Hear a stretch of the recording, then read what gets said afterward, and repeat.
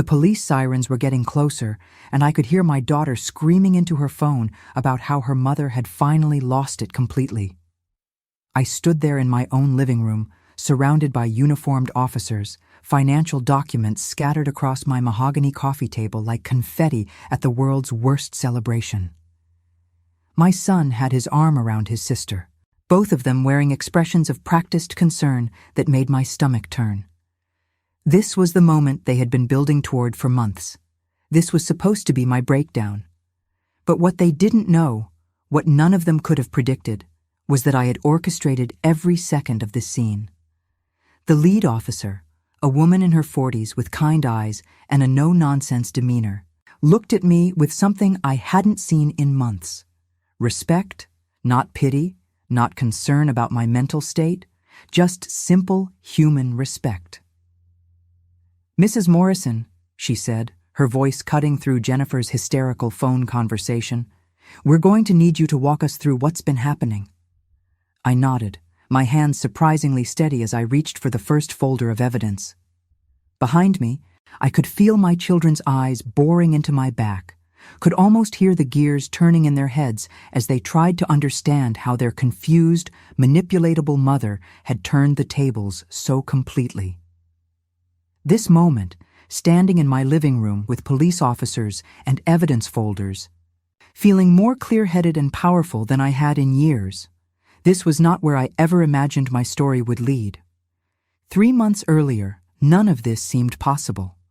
3 months ago, I was still Elaine Morrison, devoted wife of 32 years, mother of 2 accomplished children, resident of a beautiful brownstone in Boston's Beacon Hill.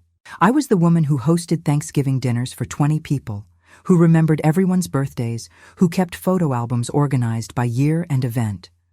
My husband Richard had passed away 6 weeks before that, and I was drowning in grief so thick I could barely breathe through it. The mornings were the worst. I would wake up and forget for just a moment that he was gone. Reach across the bed to his side, find it cold and empty, and the loss would crush me all over again. Sometimes I would lie there for hours, staring at the ceiling, counting the cracks in the plaster that Richard had always meant to fix but never got around to. He had been a procrastinator about home repairs, my Richard. "Why fix it today when it'll still be broken tomorrow?"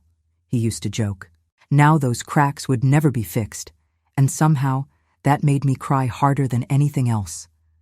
The small things, the mundane details of a shared life, those were the losses that carved out pieces of my heart. I remember one morning in particular, about 2 weeks after the funeral.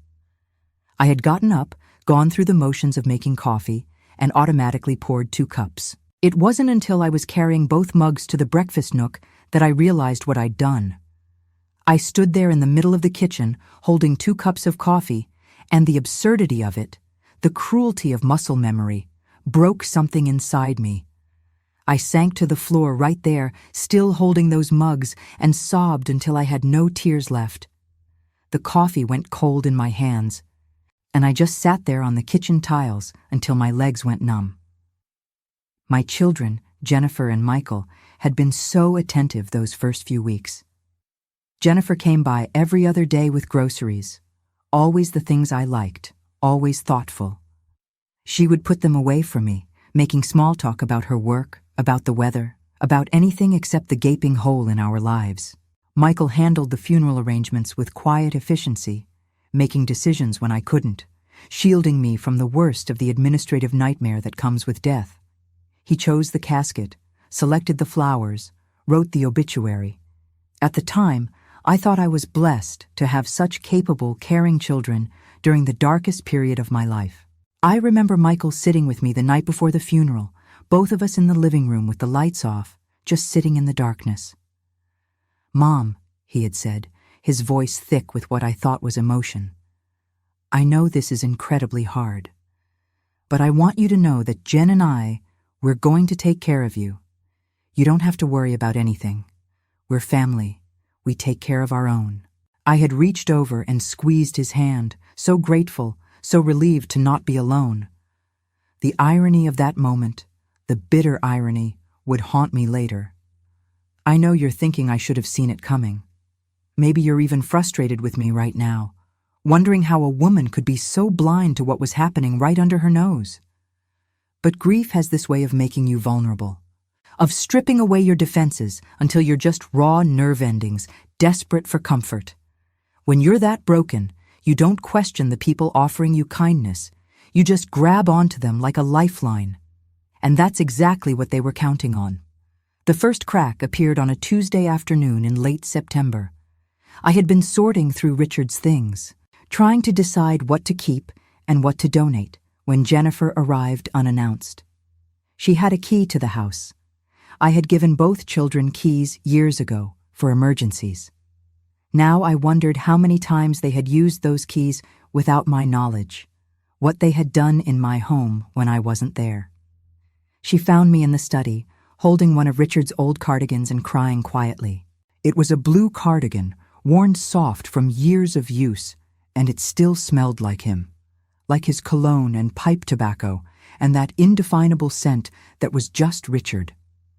I had been pressing it to my face, breathing him in, trying to hold on to some physical piece of him. The look on her face when she saw me there, it wasn't sympathy. It was something else, something calculating, something cold. I saw it for just a flash before her expression shifted to concern, but that flash was enough to send a chill through me. She put her arm around me and said in this overly sweet voice, "Mom, maybe we should talk about getting you some help. Professional help. This grief, it's consuming you. It's not healthy." I pulled back slightly, looking at her face, trying to understand the disconnect between her words and that cold flash I'd seen in her eyes. "Sweetheart, I'm just going through his things," I said, my voice hoarse from crying. "This is normal. This is part of grieving." "Is it?" she asked, and there was something sharp in her tone. "Is it normal to spend hours every day in here, crying over old clothes? Is it normal to let the mail pile up, to forget to eat, to not answer your phone for days at a time?" I felt a flutter of doubt in my chest. Had I been doing those things? The days had blurred together since Richard's death.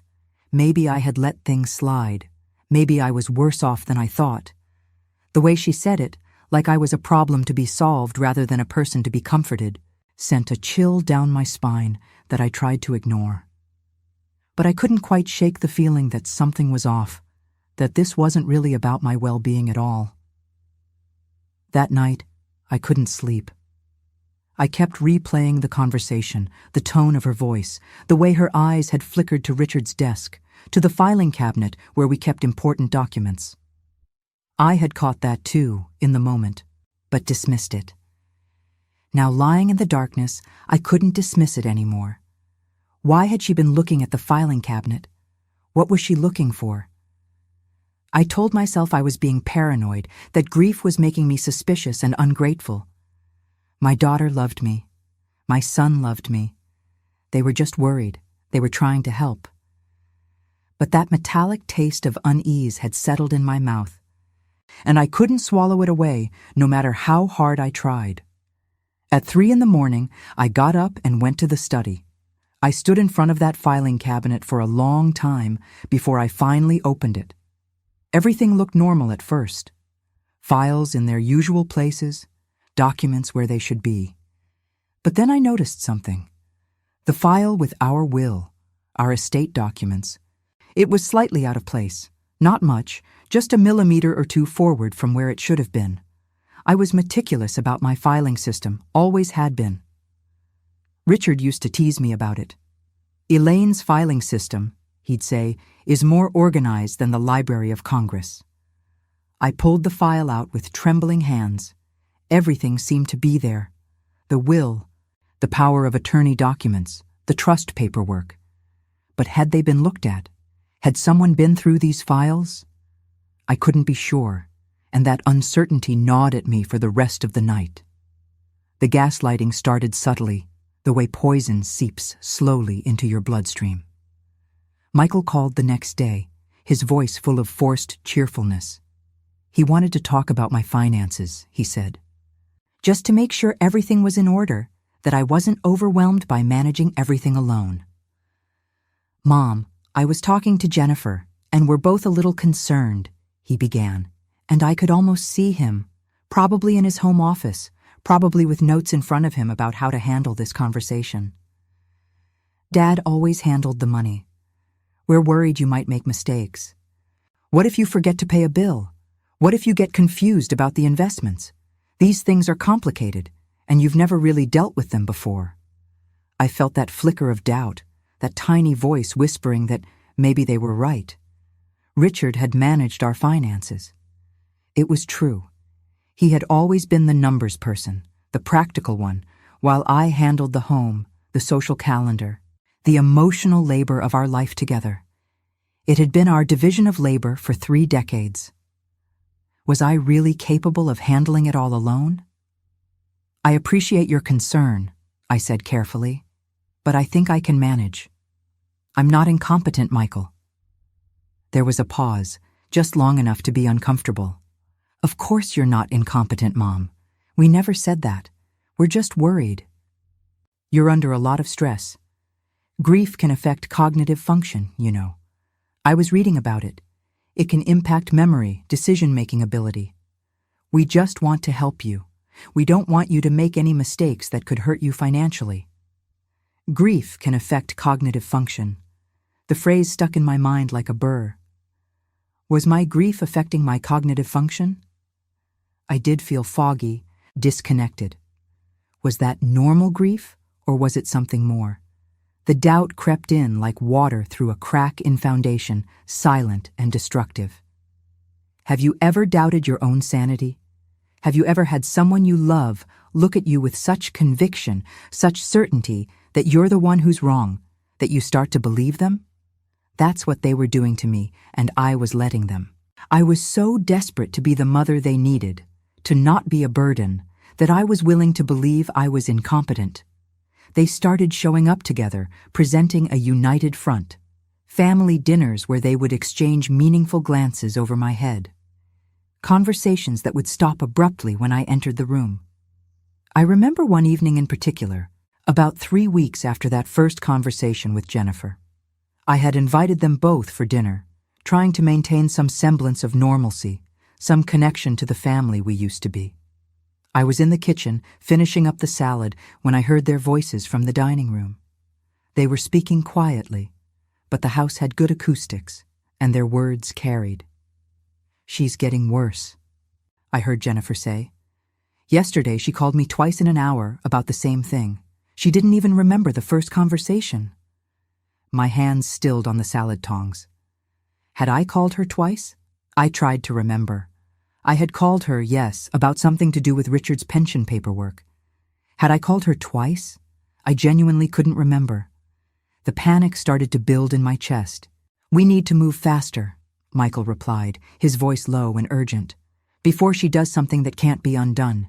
You should have seen the way she was talking about the investments last week. She has no idea what she's doing. She's going to lose everything if we don't step in." I stood there in my kitchen where I had cooked thousands of meals, where I had packed school lunches and hosted birthday parties and made Christmas cookies, and I felt like I was disappearing, dissolving into nothing. My own children thought I was incompetent. Maybe they were right. Maybe I was losing my grip on reality. I walked into the dining room with the salad bowl, and their conversation stopped immediately. They both looked up at me with bright, false smiles. "Everything okay, Mom?" Jennifer asked, saccharine sweet. I wanted to confront them, to ask them what they had been talking about, but I couldn't find the words. Instead, I just nodded and set the salad down, and we ate dinner making small talk while I felt like I was drowning. Jennifer began keeping a journal, she told me, of my episodes, times when I seemed confused or forgetful, times when I repeated myself. She showed it to me once, flipping through pages of neat handwriting documenting my supposed decline. September 23rd. Mom called me 3 times about the same question regarding the insurance paperwork. Seemed genuinely confused each time. September 27th. Found Mom staring at the checkbook for 20 minutes. Couldn't remember what she was trying to do. October 1st. Mom asked me if Dad had paid the electric bill, seemed to forget he had passed away. That last one made me feel sick. I had never asked that. I knew Richard was dead. Every second of every day, I knew he was dead. But looking at her neat handwriting, her concerned face, I started to question my own memory. Had I asked that? In a moment of confusion, had those words come out of my mouth? I started second-guessing every word out of my mouth, every action I took. Was I really forgetting things? Was I really as unstable as they were suggesting? I began to write things down obsessively, keeping my own journal of what I did each day, what I said, trying to have some record of reality. But even that felt crazy. Was keeping a journal to prove my own sanity a sign that I was sane or a sign that I was losing it? The house that had always been my sanctuary started feeling like a cage, and my own children were the wardens. I would walk through rooms and feel like they were watching me, judging me, documenting my failures. I stopped inviting friends over, stopped going out, because I was terrified I would do something wrong, something that would prove their point. The isolation was suffocating, but I did it to myself, withdrew into my grief and my doubt like a turtle pulling into its shell. The breaking point came on a Thursday morning in October. I had gone to the bank to make a withdrawal, something simple, routine. I needed cash for the gardener, who preferred to be paid in cash. It was October 15th. I remember the date exactly because it was Richard's birthday. He would have been 65. I had woken up that morning with the weight of his absence crushing me, had stood in front of his picture in the hallway and wished him happy birthday, my voice breaking on the words. The teller was young, couldn't have been more than 25, with bright red hair and freckles. She looked at my withdrawal slip, looked at her computer screen, and her face changed. The color drained from her cheeks, and her eyes went wide. "Mrs. Morrison," she said carefully, like she was talking to someone who might break, "I need to get my manager." My heart started pounding. Something was wrong. Very wrong. The manager emerged, a middle-aged woman named Sandra Wilson, according to her name tag. She had kind eyes that couldn't quite hide her concern, and she invited me into a private office with a gentle hand on my elbow. "Mrs. Morrison," she said carefully, "there have been some unusual transactions on your account. Large withdrawals over the past month. Did you authorize these?" I felt the floor tilt beneath my feet. The office suddenly felt too small, too bright, the fluorescent lights buzzing like angry wasps. "What withdrawals?" I managed to say, my voice sounding strange and distant in my own ears. Sandra turned her computer monitor toward me, and I saw the statements. $50,000, gone on September 28th. Another $30,000 on October 3rd. $20,000 on October 10th. Withdrawals I had never made. Transfers I had never approved. My mouth went dry.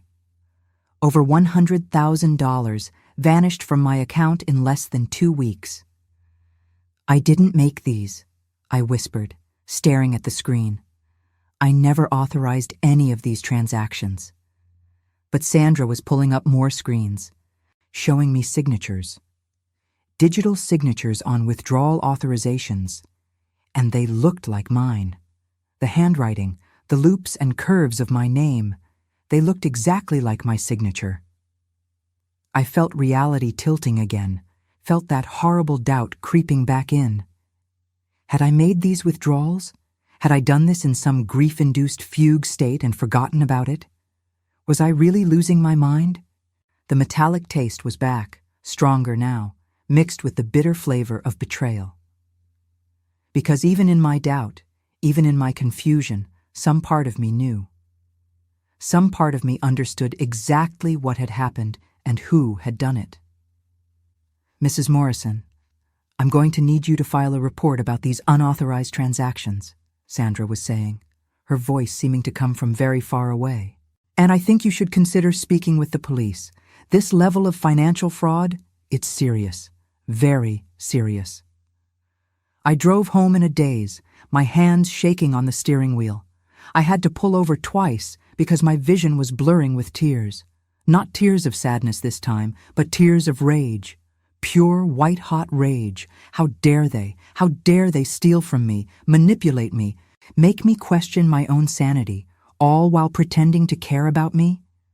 How dare they use my grief, my vulnerability, my love for them as weapons against me? I thought about confronting them immediately, demanding an explanation.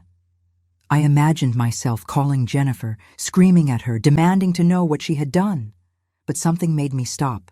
Some survival instinct I didn't know I possessed whispered that I needed to be smarter than that. I needed proof, real proof, before I made my move. If I confronted them now, without evidence, they would just gaslight me more. They would tell me I was confused, that I had made those withdrawals and forgotten, that I was proving their point about my mental state. That night, I barely slept. I lay in the darkness of my bedroom, the bed feeling enormous and empty without Richard, and I made a decision. I was done being the victim. I was done being manipulated and controlled. If my own children wanted to play games with me, I would show them that their mother was a much better player than they ever imagined. I thought about Richard, about what he would have wanted me to do. He had always been protective of me, sometimes overly so. He would have been furious at what they were doing, but he also would have wanted me to be smart about it, strategic. Richard had been a chess player, always thinking 3 moves ahead.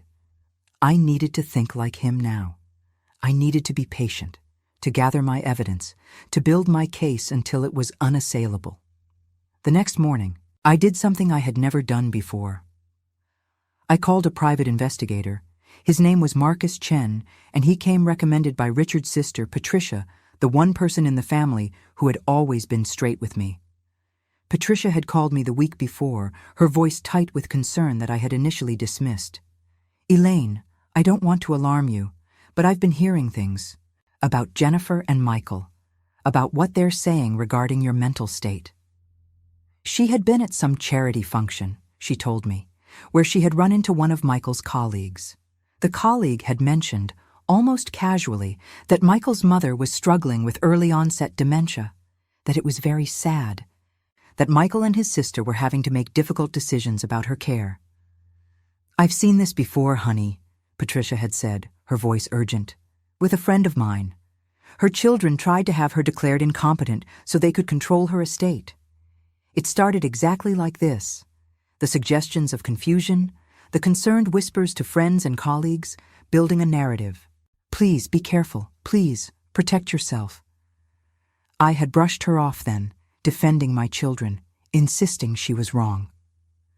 "Patricia, I appreciate your concern, but you're mistaken. Jennifer and Michael love me. They're just worried about me. They're trying to help." I could hear the doubt in my own voice even as I said it, but I had pushed it down, refused to acknowledge it. But now, sitting in Marcus Chen's modest office in Cambridge, I knew Patricia had been trying to warn me. The office was small but tidy, with file cabinets lining one wall and a desk that had seen better days. Marcus himself was in his 40s, quiet and professional, with sharp, intelligent eyes that missed nothing. He had the kind of face that people probably underestimated, pleasant and unremarkable, which I imagined was an asset in his line of work. I showed him the bank statements, told him about the strange behavior, the whispered conversations, the journal Jennifer kept documenting my supposed incompetence. My hands trembled as I laid out the evidence, such as it was. I felt exposed, vulnerable, admitting to this stranger that my own children might be stealing from me. He didn't judge. He just listened, taking notes occasionally, his expression neutral. When I finished, he looked at me for a long moment, and I had the sense that he was assessing me, trying to determine if I was really a victim or just a confused old woman seeing conspiracies where none existed. Finally, he spoke.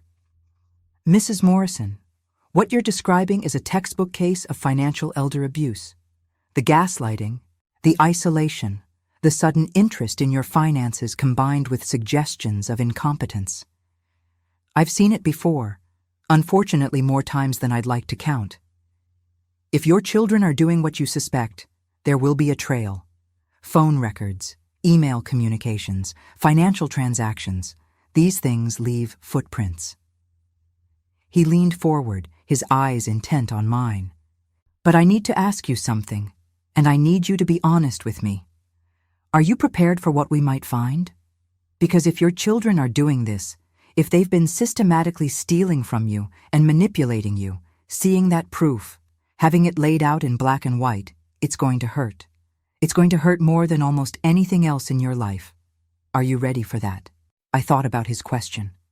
Was I ready? Was I prepared to have my worst fears confirmed? To know, beyond any doubt, that the children I had raised, had loved unconditionally, had sacrificed for, saw me as nothing more than a source of money? I need to know the truth, I said finally, my voice stronger than I felt. Whatever it is, I need to know. Marcus nodded. Then I'll look into it.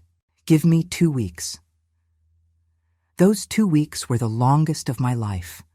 I had to pretend everything was normal, smile when they visited, nod along when they talked about getting me a companion to help around the house. Jennifer had even brought brochures for assisted living facilities, glossy booklets showing smiling elderly people in pristine common rooms, playing cards and doing watercolor paintings. "Just to look at, Mom," she had said, spreading them out on my kitchen table like she was presenting me with vacation options. "Just in case you ever need more support. Some of these places are really lovely. You'd have your own apartment, but there'd be people around, activities, medical care on site. Wouldn't that be nice? Not to have to worry about maintaining this big house all alone?"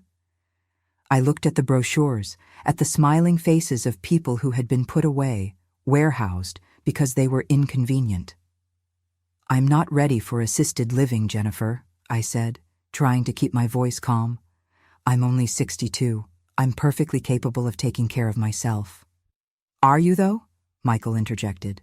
He had arrived while Jennifer was laying out the brochures, and I wondered if they had coordinated this ambush. "You forgot to pay the electric bill last month, Mom. They sent a disconnect notice. And you left the stove on for 3 hours last week. What if there had been a fire?" I stared at him. "I never left the stove on. And I paid the electric bill on time. I have the canceled check to prove it." But even as I said it, doubt crept in. Did I have the canceled check? When had I last balanced my checkbook? The electric company had sent a notice. I remembered seeing it, but I thought it was just a billing statement. Had it been a disconnect notice? "Mom, we're not trying to upset you," Jennifer said, her voice dripping with false sympathy. "We're just trying to plan for the future. Your future. We want you to be safe and taken care of." The claustrophobia was suffocating. Every room in my house felt like it was shrinking, the walls closing in. I would stand in my kitchen at night, the hum of the refrigerator the only sound, and feel like I was disappearing, erasing myself to make room for their narrative of the confused, incompetent widow who needed to be managed and controlled. But I kept my mask on. I played the role they expected, forgetful, overwhelmed, grateful for their help. "You're probably right," I heard myself saying, the words tasting like ash in my mouth. "I'm so lucky to have you both looking out for me. I don't know what I'd do without you." The look they exchanged, that little smile of satisfaction, it made me want to scream, but I didn't scream. I smiled back and offered them coffee and asked about their lives, and inside, I counted down the days until Marcus Chen would call me back with answers. And while I played that role, I started doing my own investigation. I went through Richard's papers with new eyes, really looking at them for the first time, instead of just organizing them. I found things I had never noticed before. A will that had been updated 6 months before his death, when he was already sick, already weak. Changes that gave my children more control over the estate than the previous version. The previous will, from 5 years ago, had been straightforward. Everything was left to me, with Jennifer and Michael inheriting after my death. Standard. What married couples do. But this new will, dated March 15th of this year, split the estate differently. I would get the house and a portion of the liquid assets, But Jennifer and Michael were named as co-executors with significant control over the investments and accounts. They had power of attorney. They had the ability to make financial decisions on my behalf if I was deemed incompetent. If I was deemed incompetent. I looked at Richard's signature on the documents. Something about it looked off, shaky in a way that didn't match his other signatures from that period. Richard had been sick in March, yes, but he hadn't been that sick. His hands had still been steady. He had still been himself, mentally sharp, even as his body failed him. This signature looked like someone had guided his hand, like he had barely been conscious when he signed it. I thought that was the smoking gun, but what Marcus Chen found would prove it was only the tip of the iceberg. When Marcus called me back, his voice was grim. "Mrs. Morrison, you need to come to my office, today, and you might want to bring a lawyer." The knot in my stomach tightened. I drove there in a fog, my mind racing through possibilities, each one worse than the last. What had he found? How bad was it? Marcus's office seemed smaller than I remembered, the walls pressing in. He had files spread across his desk, printouts and photographs and highlighted documents. He gestured for me to sit, and I did, my legs feeling weak. "I'm going to be direct with you, Mrs. Morrison, because I think you deserve the truth without it being sugar-coated. Your children have been stealing from you for at least 6 months, possibly longer. The withdrawals you saw at the bank, those are just what they got sloppy with. There's more." He started laying out documents, walking me through his findings. Phone records showing hundreds of calls between Jennifer and Michael, starting the week after Richard's funeral. They were coordinating, he explained, planning their approach. "I have some recordings of voicemails they left each other. Would you like to hear them?" I nodded, not trusting my voice. Marcus pressed play on his computer, and Jennifer's voice filled the small office. "Michael, we need to move fast on this. Mom's still too sharp right now, but she's vulnerable. If we can establish a pattern of incompetence, get some doctors on record, we can have her declared unable to manage her affairs within a couple of months. Then we access the accounts and get what's rightfully ours before she does something stupid with it." I felt like I had been punched in the stomach. The casual cruelty of it, the calculated malice. This wasn't a spur-of-the-moment decision. This was a plan they had hatched and executed with cold precision. There was more. Emails discussing my deteriorating mental state with doctors they had consulted about having me evaluated for dementia. Marcus had printouts of these emails, Jennifer's neat prose describing a mother who didn't exist.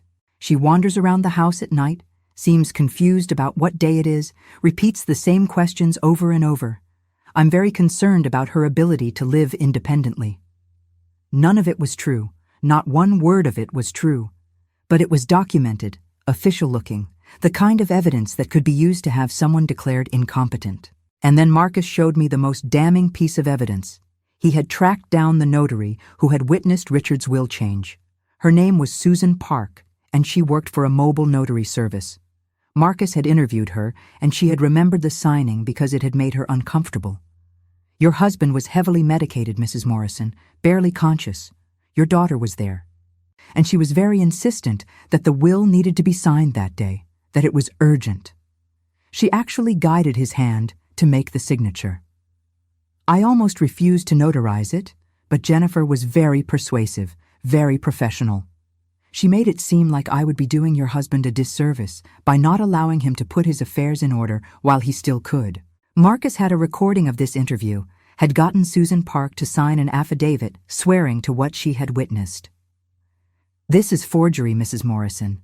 Your daughter committed fraud, and she did it while your husband was dying. I'm sorry. I know this isn't what you wanted to hear." The rage that filled me in that moment was nothing like I had ever experienced. It wasn't hot and explosive. It was cold, precise, surgical. This wasn't the anger of a moment. This was the deep, fundamental fury of someone who realizes they have been systematically betrayed by the people they loved most in the world. My children, the babies I had carried and birthed and raised, had forged their father's signature on legal documents while he lay dying. They had stolen from me. They had tried to convince me I was losing my mind. And they had done it all with smiles on their faces and concern in their voices. I thought about Jennifer as a little girl, how she used to climb into my lap when she was scared, how she would tell me I was the best mommy in the whole world. I thought about Michael's graduation from college, how proud he had been, how he had thanked me in his speech for always believing in him. Where had those children gone? When had they become these people, these strangers who saw me as nothing more than an obstacle between them and money? Marcus looked at me across his desk and asked the question that would define everything that came next. "What do you want to do about this, Mrs. Morrison?" I met his eyes, and I saw my own reflection in them. I looked different, harder, stronger. The grieving widow was gone, burned away by betrayal and rage. What remained was someone I had never been before, a woman who would fight back. "I want to destroy them," I said quietly. "I want them to lose everything, the way they tried to make me lose everything.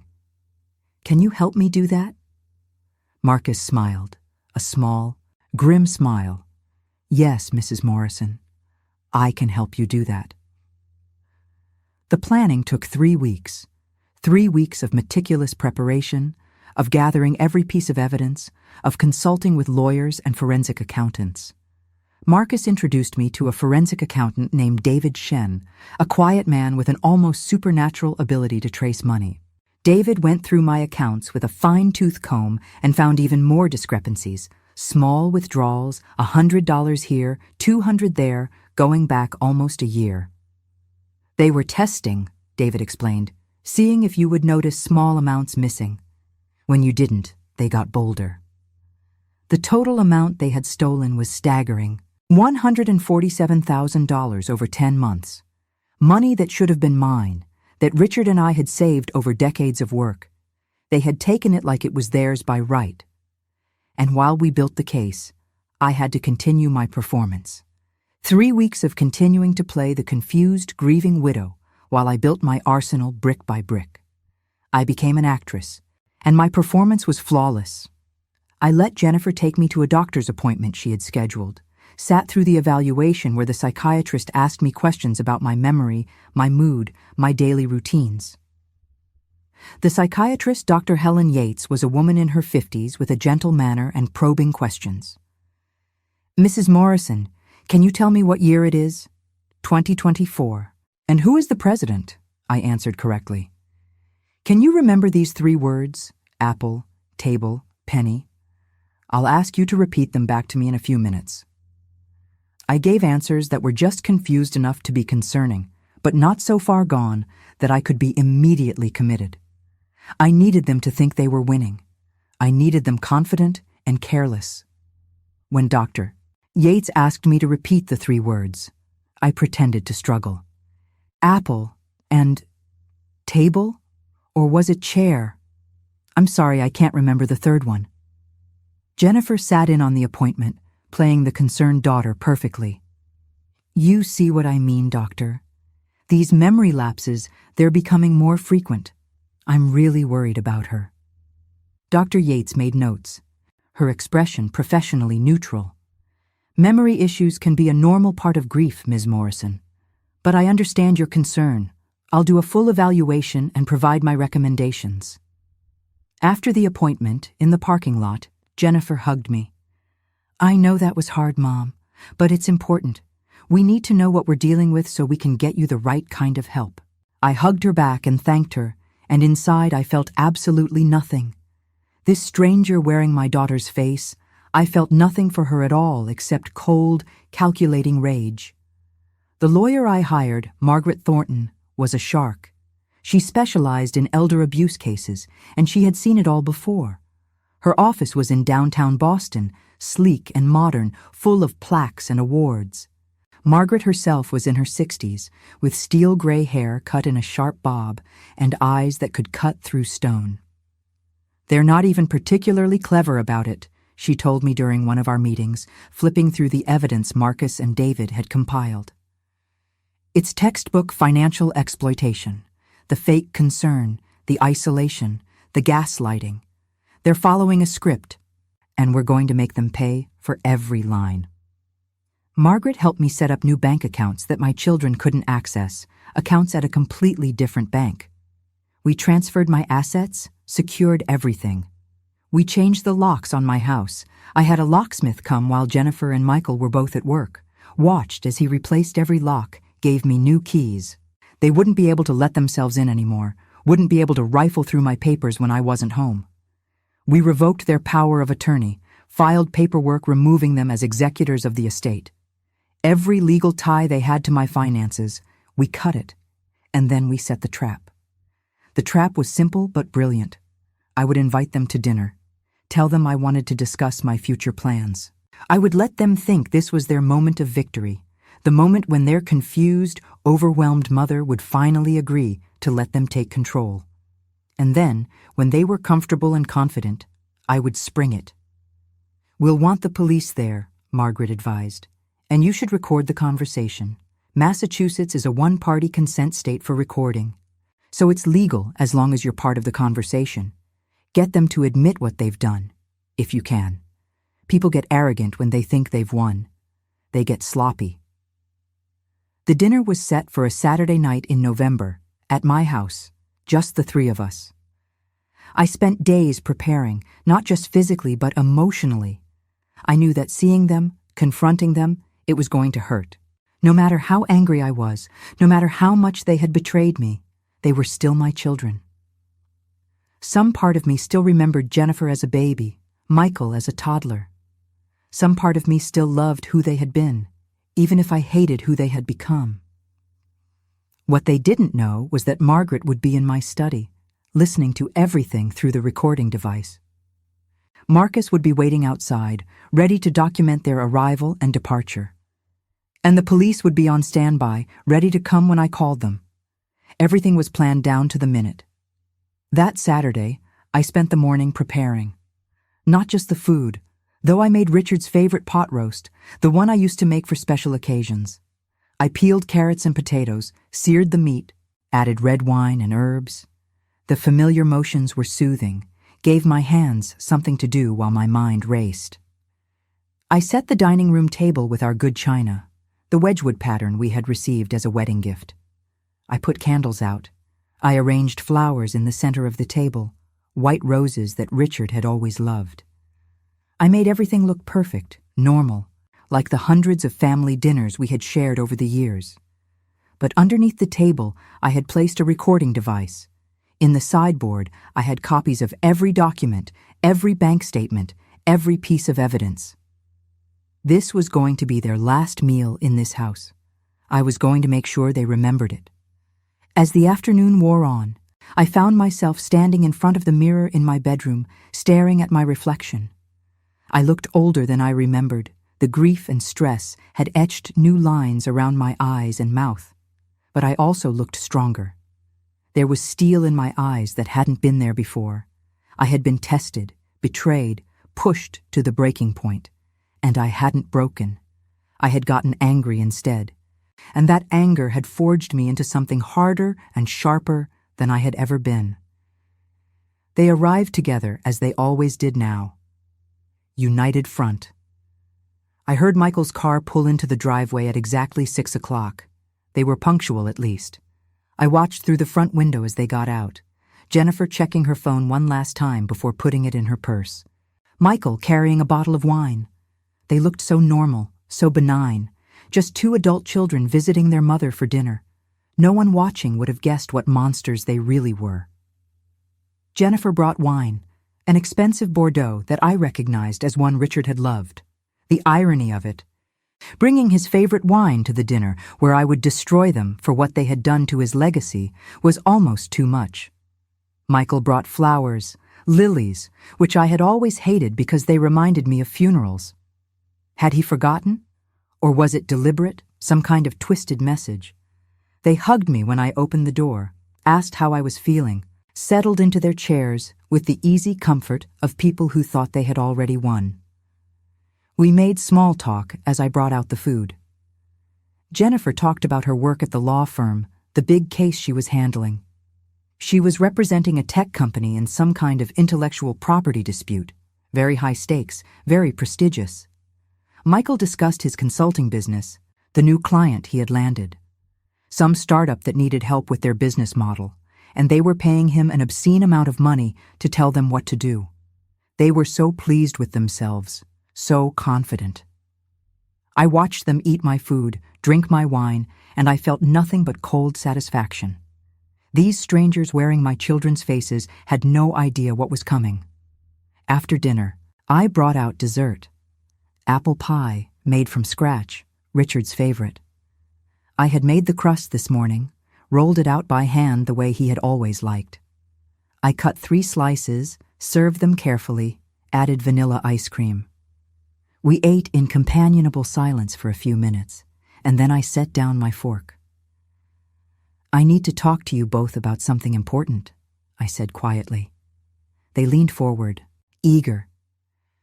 Jennifer's eyes were bright with anticipation. This was the moment they had been waiting for. This was when their confused mother would finally ask for their help, would finally admit she couldn't handle things alone. "I know what you've been doing," I said. The room went silent. You could have heard a pin drop on the hardwood floors. The candles flickered, casting dancing shadows on their faces. Michael recovered first, his expression shifting to confusion. "Mom, what are you talking about? We've been helping you, taking care of you." His voice was so sincere, so concerned. If I hadn't known better, if I hadn't seen the evidence, I might have believed him. He was good at this, I realized, really good. How long had he been lying to me? Years. Had anything he'd ever said been true? I stood up and walked to the sideboard. My hands were steady as I pulled out the first folder, bank statements. I laid them on the table in front of them, the papers fanning out across the remains of dinner. "These are the withdrawals you made from my accounts. $147,000 over 10 months. Jennifer's face went pale. She opened her mouth to speak, but nothing came out. I pulled out the second folder. Emails.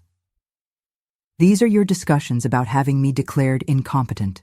Very detailed discussions about which doctors to approach, what symptoms to claim I had, how to build a case." I pulled out the third folder, the will. "And this is the document you forged while your father was dying. The notary remembers you, Jennifer. She remembers how uncomfortable she felt. She's willing to testify."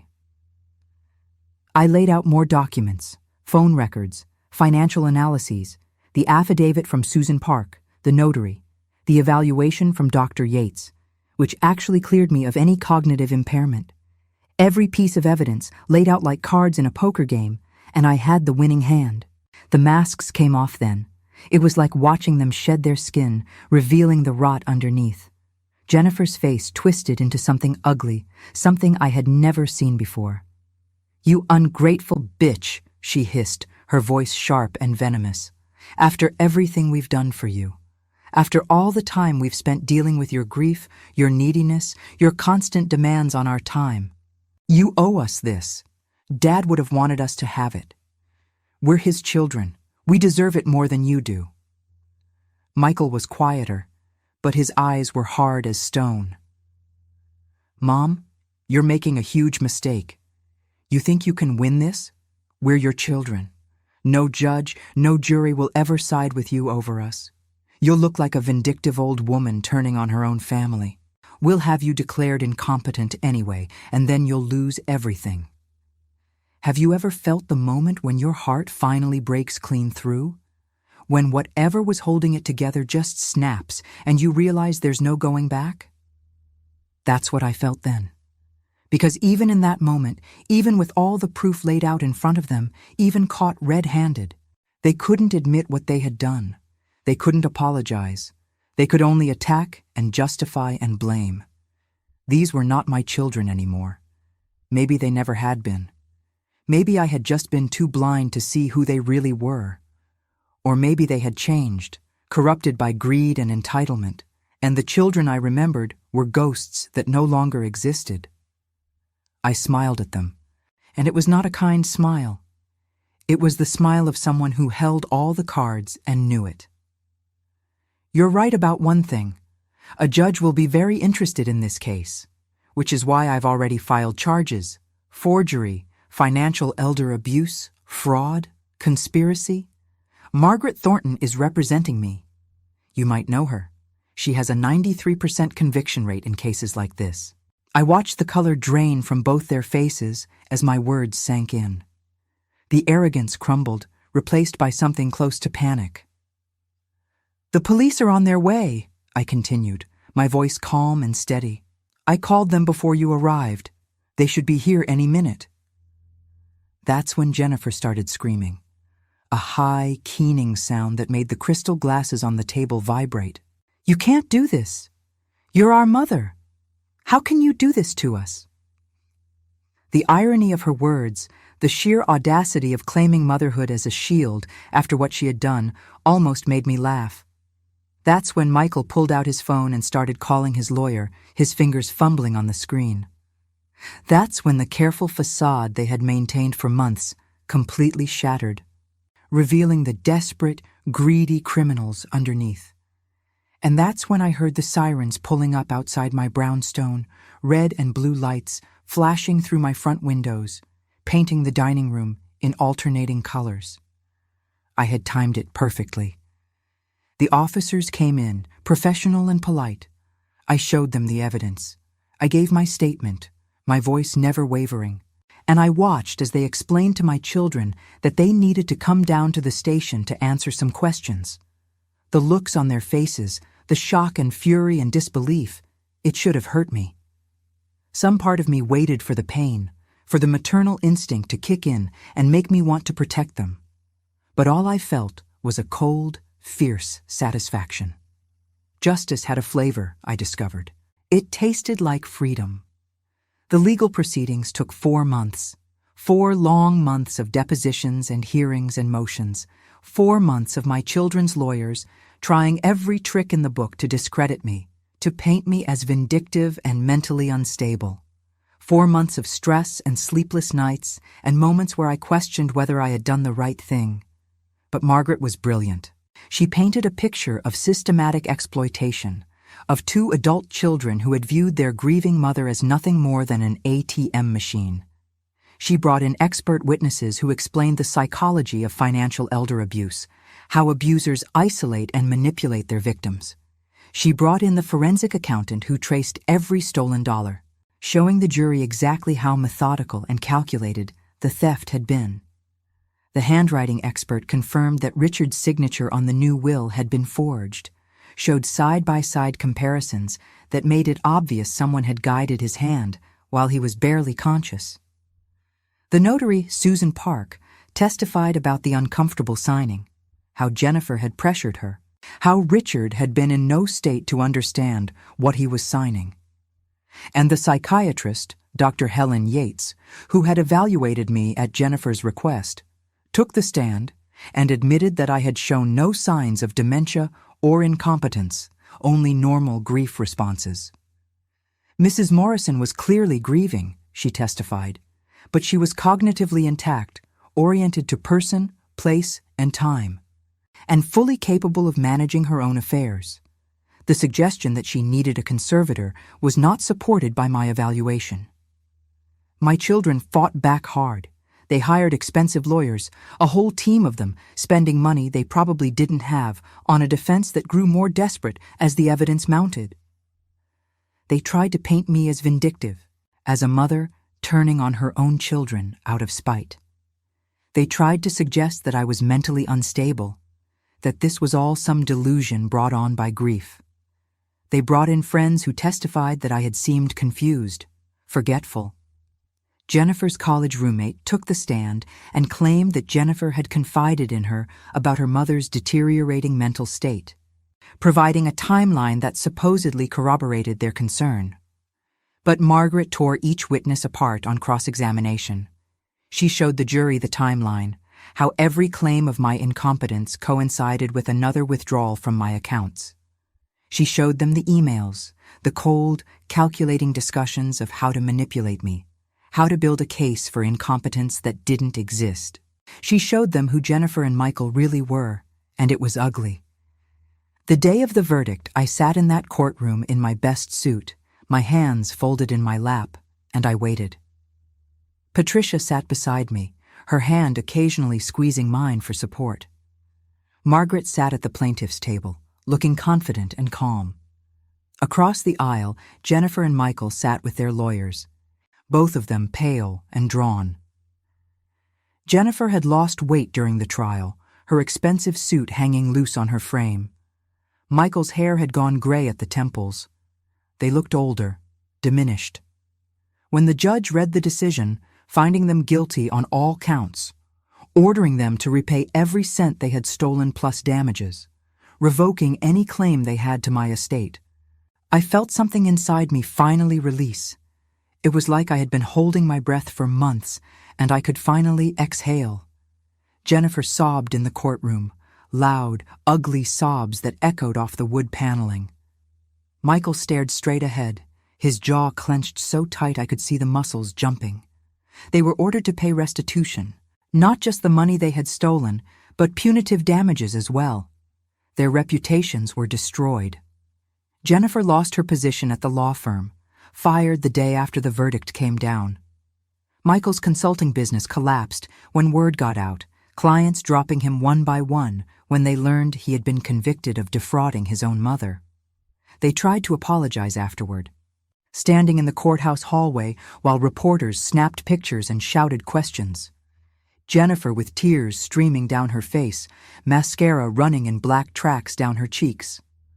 Michael with his hand on her shoulder, trying to maintain some semblance of dignity. "Mom, please," Jennifer begged, her voice breaking. "We made a mistake. We're sorry. Can't we work this out? We're still family." I looked at them, these strangers who shared my DNA, and I felt absolutely nothing. Not anger anymore, not grief, just a vast, empty nothing where my love for them used to be. "No," I said simply. "We're not family anymore. Family doesn't do what you did. Family doesn't steal and lie and manipulate. You're just two people I used to know." I walked away and never looked back. I heard Jennifer calling after me, her voice desperate, but I didn't turn around. I kept walking, through the courthouse doors, down the steps, into the bright sunlight of a spring afternoon. Patricia was waiting for me at the bottom of the steps, and she hugged me tight. "You did it," she whispered. "You won." The aftermath was strange and difficult and liberating all at once. I had to completely rebuild my understanding of who I was. For 32 years, I had been Richard's wife. For 35 years, I had been Jennifer and Michael's mother. Those identities had defined me, shaped every decision I made, every thought I had. And now they were gone, stripped away, leaving me with just myself, Elaine. Who was Elaine Morrison when she wasn't anyone's wife or mother? I had to figure that out from scratch. I started small. I took a personal finance course at the community college, something I had never done because Richard had always handled the money. I was terrified the first day, convinced everyone would see right through me, see how incompetent I was. But I wasn't incompetent. I was just untrained, and training could be fixed. The instructor was a woman in her 30s named Karen Lopez, and she was patient and encouraging. She taught us about compound interest and diversification, about risk tolerance and asset allocation. I took notes furiously, asked questions, did all the homework.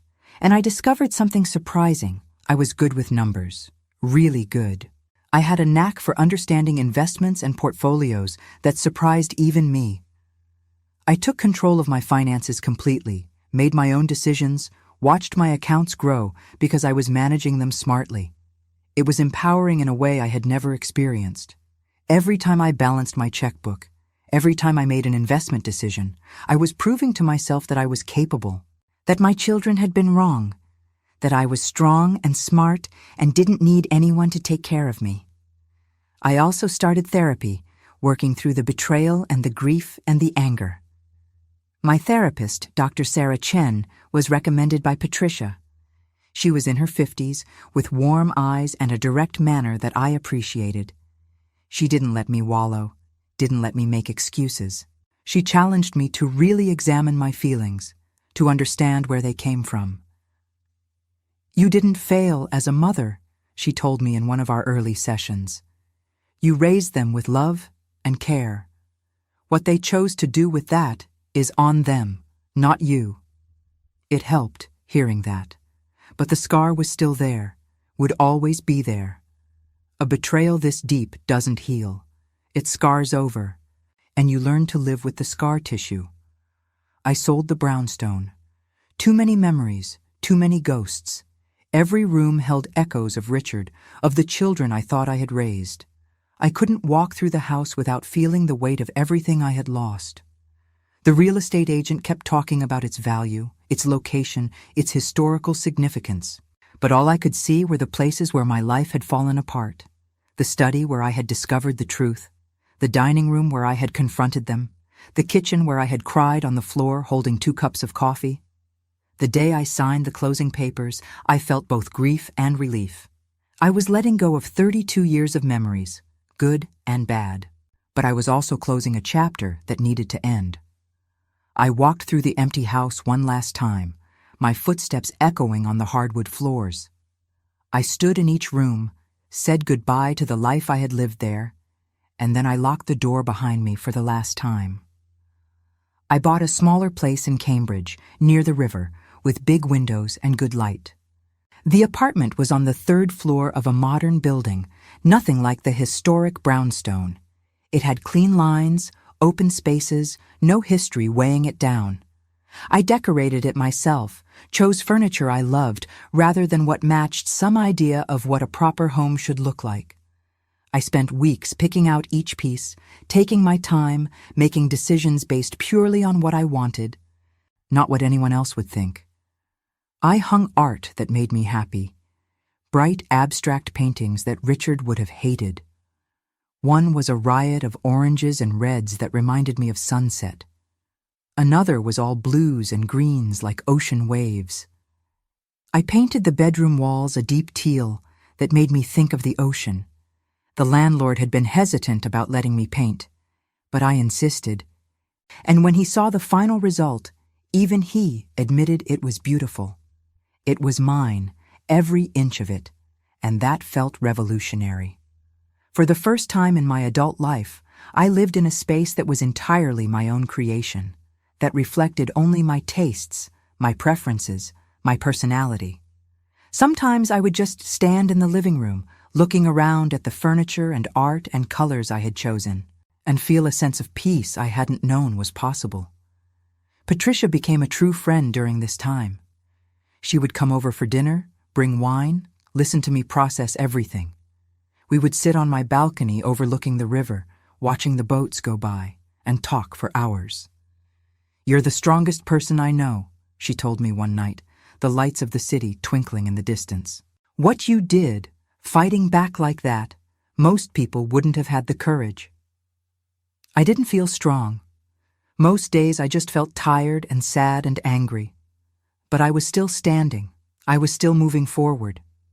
And maybe that was what strength really was, just the refusal to give up. I started volunteering at a local organization that helped elderly people protect themselves from financial exploitation.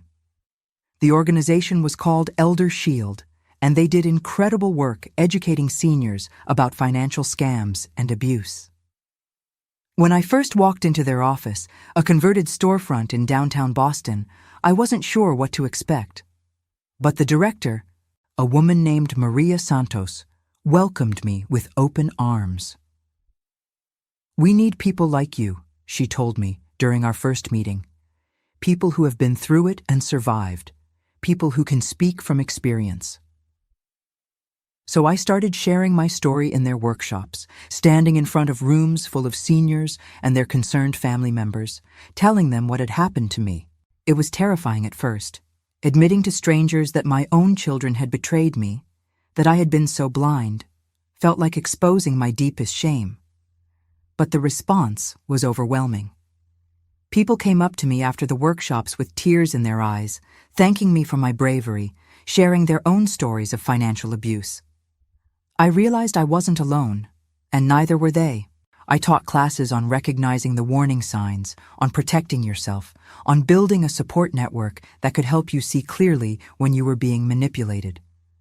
I helped people set up safeguards on their accounts, reviewed legal documents with them, connected them with lawyers and investigators when necessary.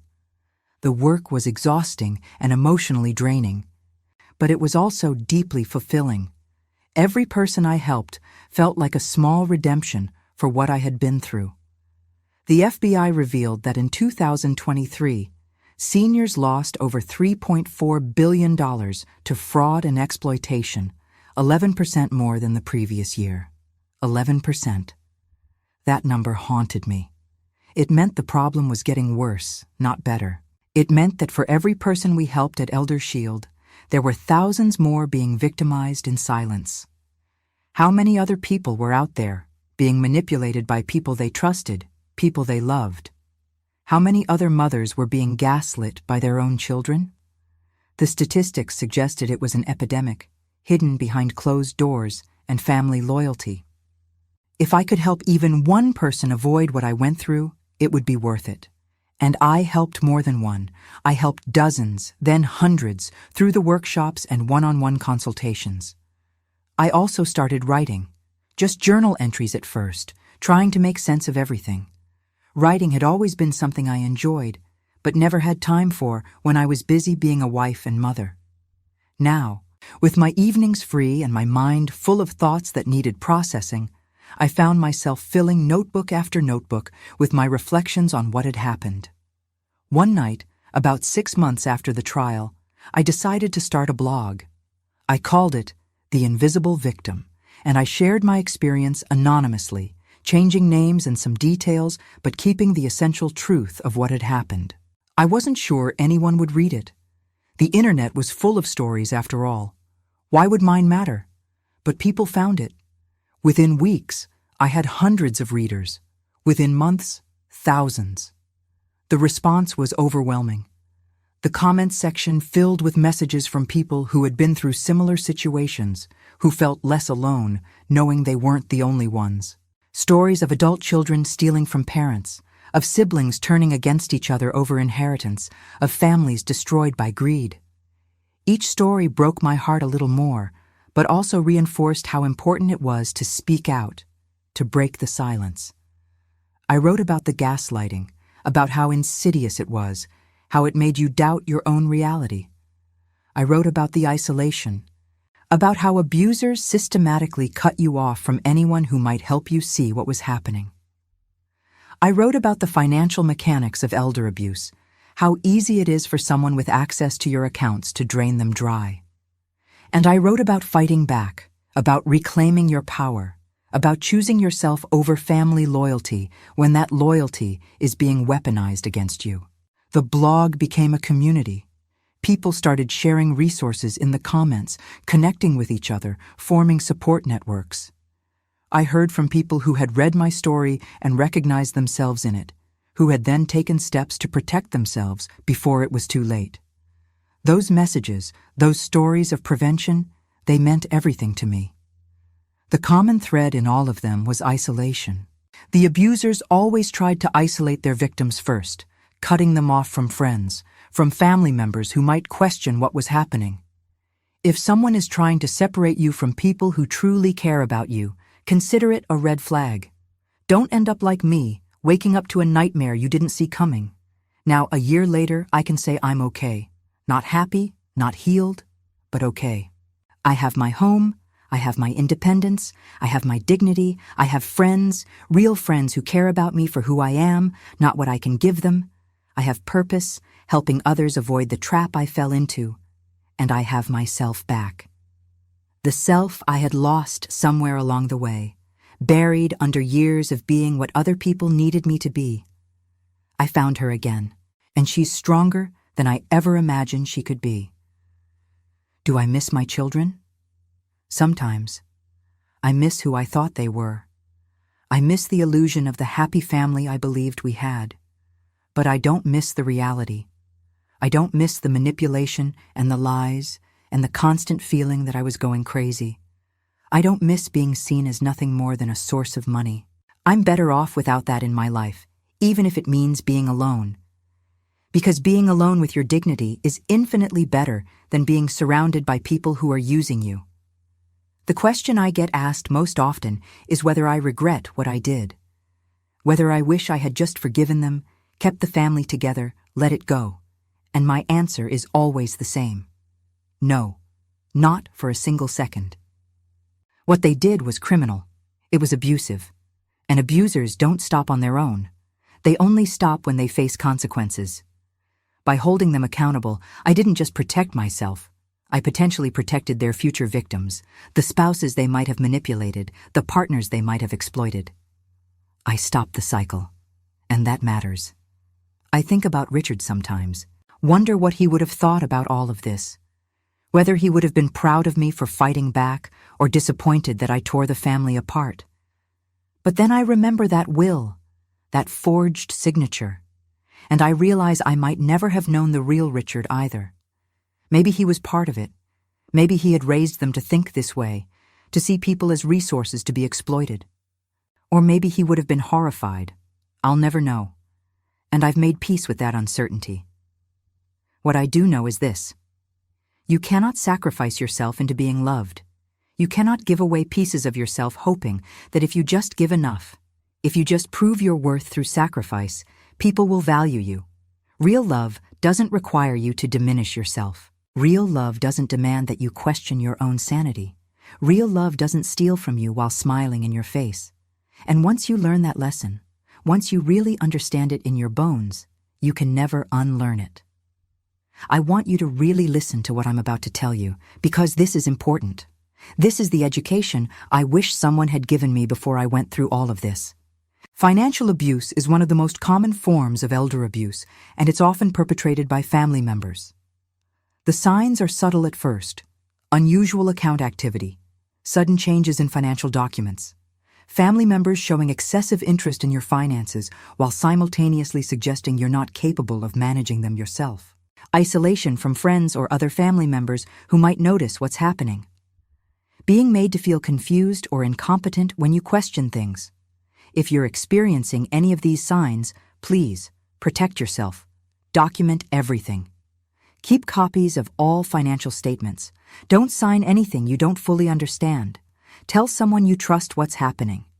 Get professional help from a lawyer or financial advisor who works for you, not for your family members. Open new accounts in your name only. And remember that you are not crazy. If your gut is telling you something is wrong, listen to it. Trust yourself. For those of you listening who might be worried about an elderly parent or loved one, watch for these same signs. Sudden changes in spending patterns or account balances. Confusion about missing money or possessions. New people suddenly heavily involved in their finances. The person seeming more withdrawn or isolated. Your loved one making excuses for family members' behavior or seeming afraid to discuss certain topics. These are all red flags that warrant investigation. And for anyone who has gone through something similar, who has been betrayed by family, who has had to make the impossible choice between keeping the peace and protecting yourself, I want you to know that you're not alone. Your feelings are valid. Your anger is justified. Your decision to protect yourself, even if it meant cutting off family members, was the right one. You don't owe anyone access to abuse you, no matter how much DNA you share. So now I want to hear from you. Have you experienced something like this? Have you had to fight back against family members who tried to exploit you?